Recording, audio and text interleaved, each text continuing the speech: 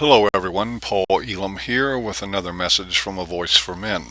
And today I'm talking just to my brothers and sisters in the men's rights movement. And though I tried several times to get this down in a 10-minute limit, I couldn't do it, so this will be in two parts, three actually counting the follow-up. And by the way, while I usually tolerate a reasonable amount of feminist wailing in my comment area, this will be the exception. Comments are welcome from MRAs only. Feminists and manginas will be cheerfully deleted and blocked so you can save your screeching for my other videos. And don't you worry, they will be coming for a long time. This series of talks is on defeating feminism. You know, it might appear that men's equality sits on a mountaintop too high to reach in our lifetime. Feminist hegemony seems to reign like the Catholic Church in the age of Copernicus. Academics, government, media, and the judicial system look like little more than an extension of feminist dogma. The workplace and even the social strata appear to have become feminist property. For a number of years, average men have been acting as though they lived in 1936 Berlin or 1970 Moscow, measuring their words carefully and casting a quick, vigilant glance over their shoulders before speaking their minds. Others extol the virtues of feminism with sincerity that could only be properly expressed with help from a straw hat, a cane, and some vaudeville piano. And some men are the real deal, born-again believers in feminism dancing through the socio-political morass like Hare Krishnas in an airport, complete with dirty faces and donation baskets.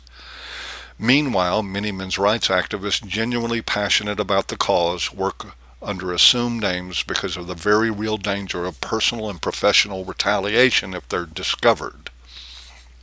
It's a sad statement to the reality that the thought police are not just imagined characters in some novelist's dystopian fantasies.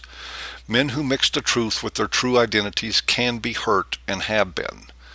But there is trouble brewing for the feminist, not just annoyances from the cacophony of uppity MRAs that plague their online comment threads, but real trouble of the catastrophic variety. In fact, feminism as we know it is going to unravel sooner than you might think. The first great wave of masculism is on its way. It isn't a revolutionary tsunami, but it is happening fast, like floodwaters rising with deceptive speed and force. And in the end, it will drown the feminist orthodoxy before they even notice the waterline is over their nostrils. If you think this is wishful thinking, keep listening. MRAs are already influencing and shaping a new zeitgeist. The evidence of that is clear and measurable and is already changing the collective consciousness of the Western world.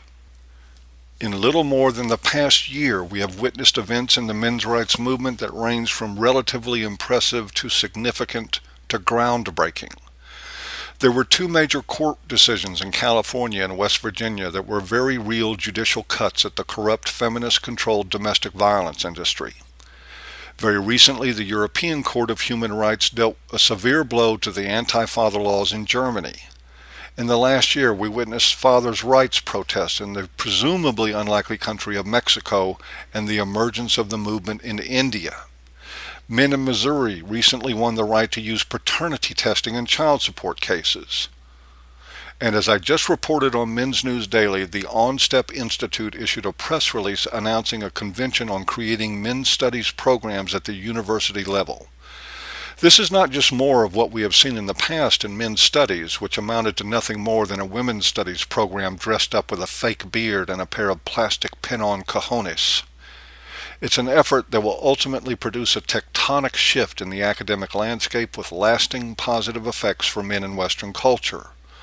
All these things have one wondering what precisely has happened in recent times to spark such a flurry of events, seemingly unrelated, yet all bound to the common theme of positive changes on behalf of men.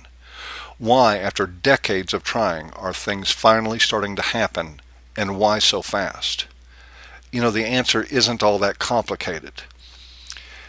The idea of speaking up for men is finally gaining acceptance. And that acceptance is all the culture ever needed to effect positive changes, the first of which was unclenching the vitriolic stranglehold that feminism had taken on our common sense.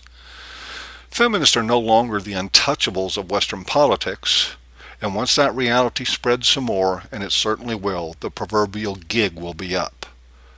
For this it is easy to credit people like Warren Farrell and Christina Hoff Sommers, Kathleen Parker and Stephen Baskerville, or the handful of others published and well known within the men's rights community, and no doubt they have all done much good.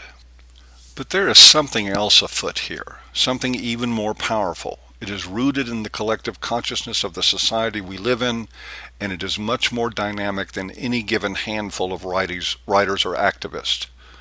40 years ago, feminists steamrolled their way into the limelight of our attentions. Riding on the coattails of the civil rights movement, they forced, with less than legitimate agenda, a pendulum swing and momentum that literally pushed it out of sight. It moved so far away so fast that it appeared primacy in the gender dialogue belonged to feminists, and always would.